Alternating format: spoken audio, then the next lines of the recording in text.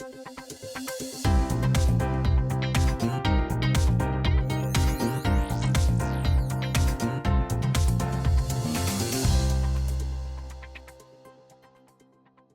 guys, it's Noah here from iHollywood TV, where our next guest is starring in a Las Vegas show that will have you talking. It's titled Mad Apple, and the opening night is May 26th, so be sure to get your tickets. He's going to talk about this, his career, and so much more. Please welcome comedian Brad Williams, joining us on Skype. Hello, Brad. Hello. Welcome to the inside of my home, and now you guys can all do that thing where you judge people by their Zoom backgrounds. So you can look behind and be like, oh, really? A dwarf has a gnome right above his head? Yeah, I kind of do. Someone said it to me as a joke, and there's various sport stuff. So yeah, but by all means, please judge. Oh, everyone's going to have to judge in the comments or give us a little tweet on Twitter, right, Brad? Everyone loves to judge on Twitter. Exactly, for better or worse. That's a nice little collection that you got going on in the background, though. I'll judge. Thanks. I like it. Well, I don't know if that's really you. judging, but yeah. Thank you, man. I try to do that thing that people do now in the pandemic, where they have a bunch of books that they haven't actually read behind them, so they appear slightly more intelligent than they are. You know, like some people like to send subliminal messages, like, oh, there's an Ayn Rand book right behind me. It's like, you have that. Oh my goodness. So Brad, you have an upcoming headlining act in a new show that for the very first time it actually features a comedian. So congratulations to you on that, my friend. But New York's Wildest Night Out comes to the Las Vegas stage, titled Mad Apple. So Brad, tell us more about the show and how honored you are to be one of the first comedians featured in a show like this. Well, it's a Cirque du Soleil show, and you might be thinking like, oh, it's another Cirque show in Vegas. We've seen all this before. You've never seen anything like this before. This combines, it's almost 5 shows in one.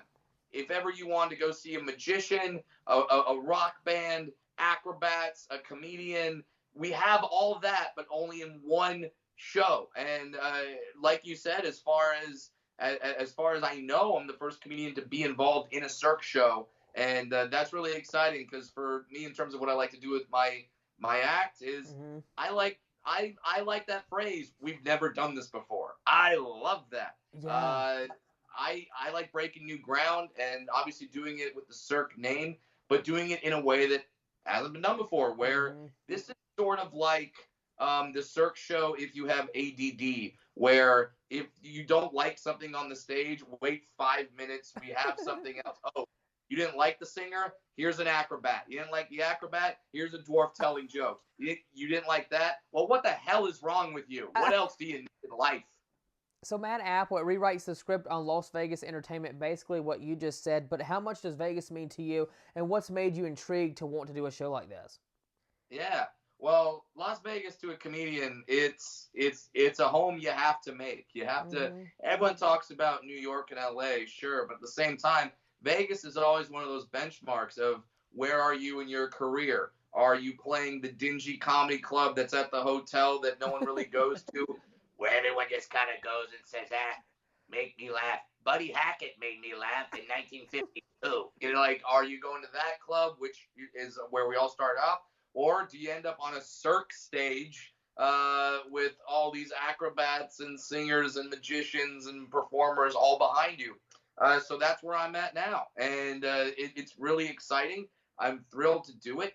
And in terms of how I got involved, I don't know. Doesn't every dwarf end up in the circus at some point? I guess that's how I got involved. No, the creator of this show is a brilliant man named Simon, who you may know from other shows he's created, like The Illusionists. He called me up, and he said that he'd been watching a lot of videos of comedians, and now he wanted to have me for this show, because he said that my energy kind of reflected the energy that he wants for the show. And as you can tell, talking to me, that energy is very active.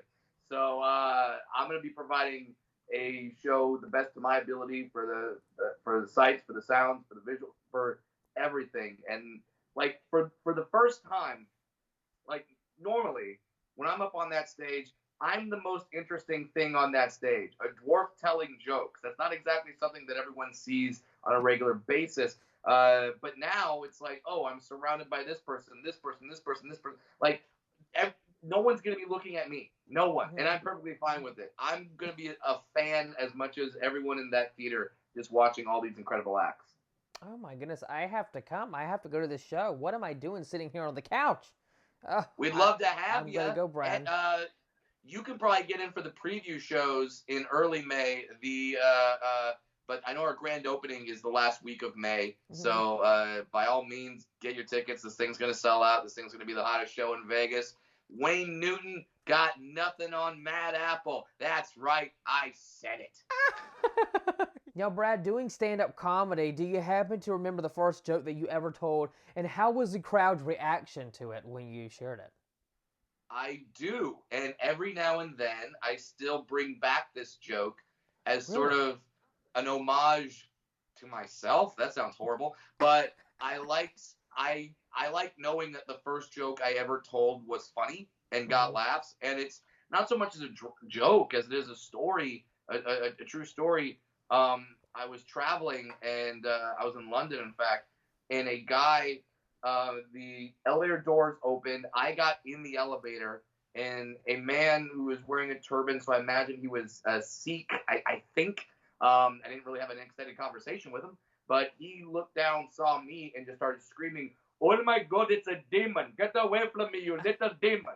And he called me a demon. And for some people, they'd be like, my inner child is ruined. For me, I ran after him going like that, and he ran out of the hotel and down the street screaming. And that was the first joke I ever wrote, because once that happens to you, you're like, I got to tell some people about this. And two, you're not just a comedian, you also act. I just want to ask you, do you get a lot of roles for the holiday season, like for Christmas? Like they say, Brad would be great to play the elf, okay? Hey, you know what? I used to, but now since Peter Dinklage is trying to take away all the dwarf roles in Snow White, that I don't know how much that's going to happen. King Dwarf spoke a few weeks ago about that. Yes, I call him the king because he is. And basically, I'm just jealous. It's sheer jealousy. He's so good. If they made a movie and it was the Brad Williams story, it would be starring Peter Dinklage. I couldn't even get a role in that. But it was always that time for a while, to where whenever the Christmas season would come around, March, I'd be like, cool, I know I got a commercial spot. Like I got some stuff to do.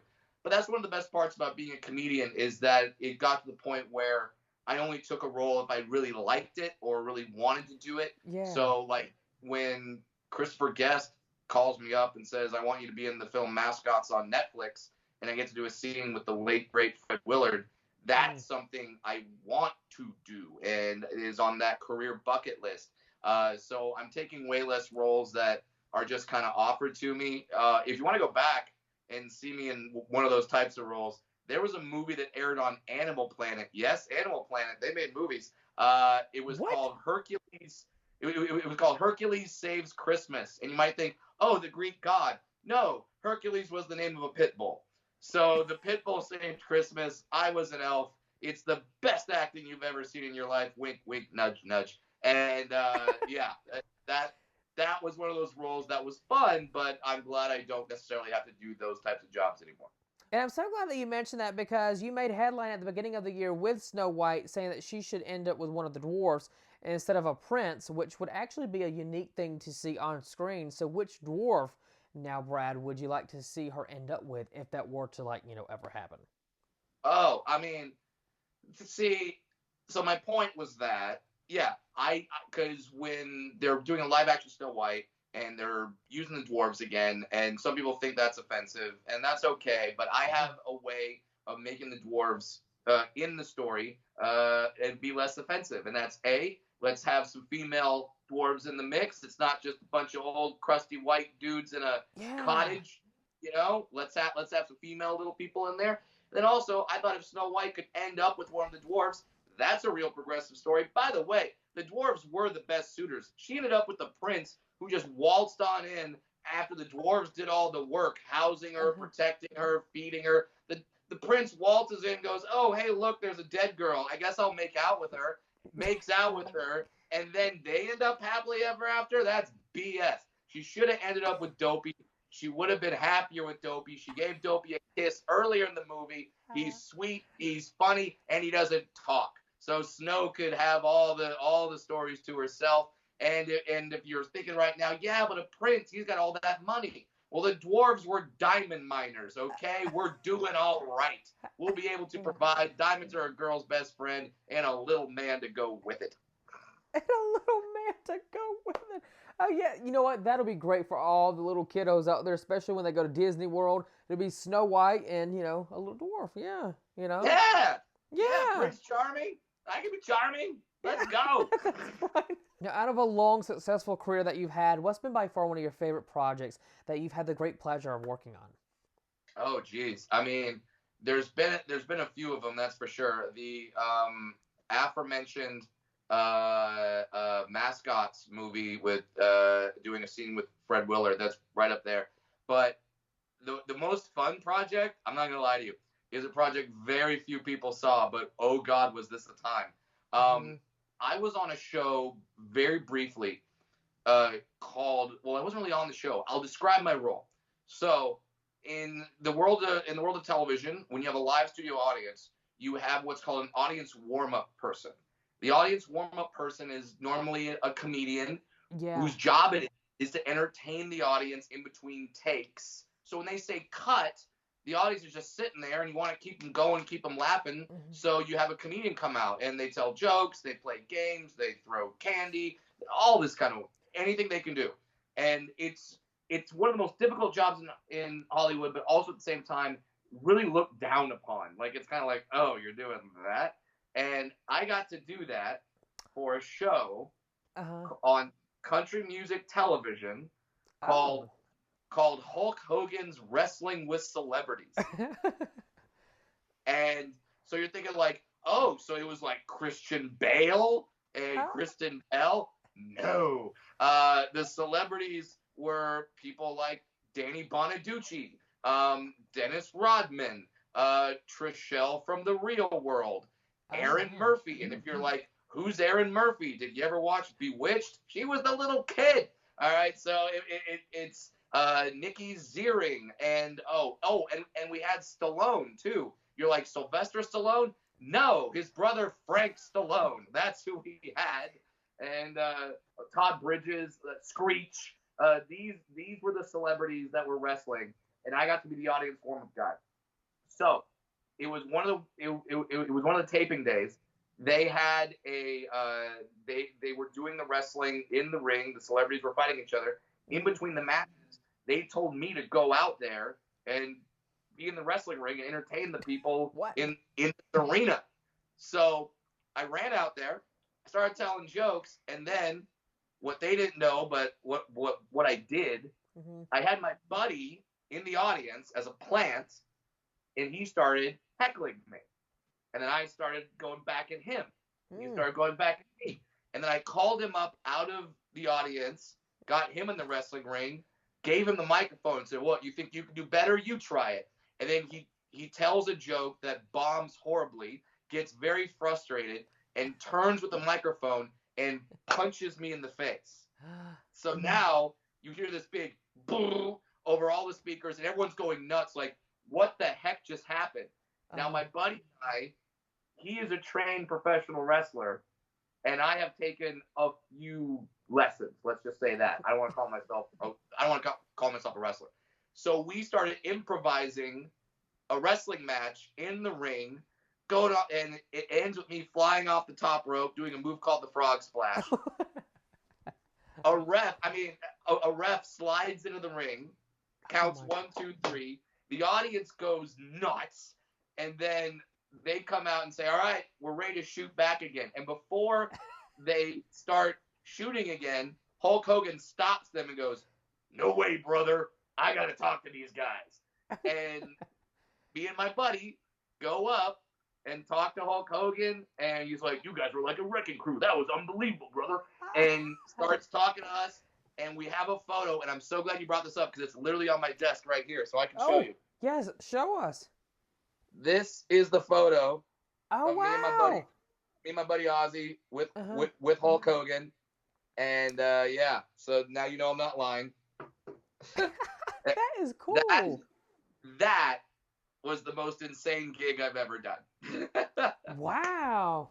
Well, look, and now he's here to tell the story to us, and we got a little photo too, a photo grab. Yeah, Mm-hmm. yeah. Yeah. It's great. So like, and no one, and that's one of those things that just sort of existed in the moment.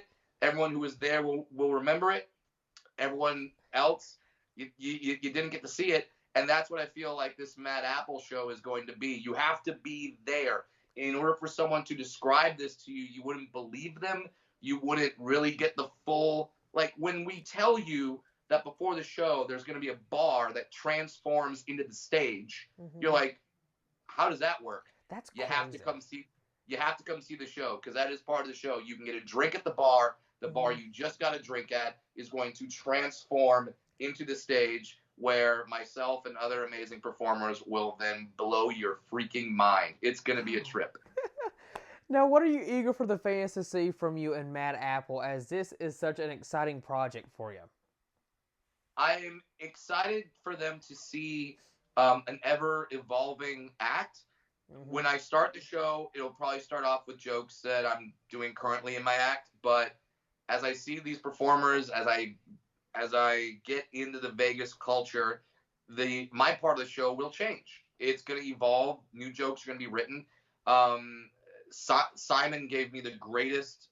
Simon, who formed the show, gave me the greatest instruction that any comedian could ever receive. I asked him, "What you need from me in this show? What kind of jokes do you need? What's the theme?"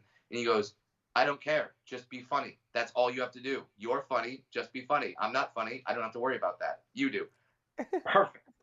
Isn't that nice that you get to just be yourself and share your own jokes on stage, instead of having to go like by a script or something like that? Yeah, and I get to he gave me carte blanche to kind of do whatever I want. Now he's telling, I don't know if that's a good thing or a bad thing. He's telling the guy who used to end his show by taking someone out of the audience and giving them a lap dance. So I don't know if that's the best maneuver to give me just like the keys to the kingdom, but he did. So what I'll end up doing, I have no idea, but it's going to be spectacular. Outside of this Las Vegas show, what is something that you still would like to accomplish in your career? Oh, jeez. Man, where do you go from Cirque Vegas show? I mean, I would have my own show in Vegas someday. That would be an absolute trip. I would love to do something, and hopefully it'd be something like Mad Apple, where it's not just me doing stand-up, but it's a whole bunch of stuff that will blow the audience away. Love to do a couple more comedy specials, and yeah, those. But really, I'm hitting all my goals, and even goals I didn't even think I had. Like, I didn't even think being a comedian for a Cirque du Soleil Vegas show was a possible thing that I could do, and now it is, and I'm really stoked about it. Excited to put my own stank on it, and excited for what this thing can be. Yes. Now, Brad, where can our audience go for more information on how they can purchase tickets? Because opening night to Mad Apple is May 26th. May 26th. So that means you got to go to newyork.com.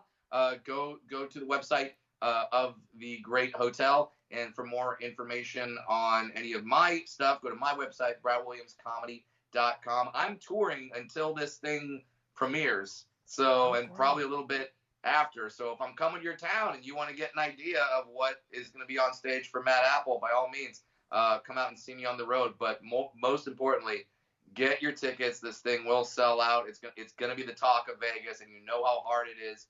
Now that Adele's not doing her thing, bye Adele. That's right. Dwarf throwing shade. Now that Adele, you can say thank you next, like Ariana Grande would in her song. You know what I mean? That's right. I'll say goodbye to Adele.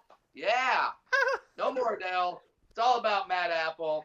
Come on by New York, Cirque du Soleil, dwarves telling jokes, acrobats, magicians, singers, bands. What else is there? That's every Pornhub category you can imagine. Let's go. Oh my God! Bring your apples. That's right. Bring your apples to the show. Mad Apple. I'll sign them. I'll sign an apple. I don't care. Yeah. All right, Brad. Well, thank you for joining us. Great meeting you, my friend. Nice meeting you. You take care. Will do. Thanks, buddy.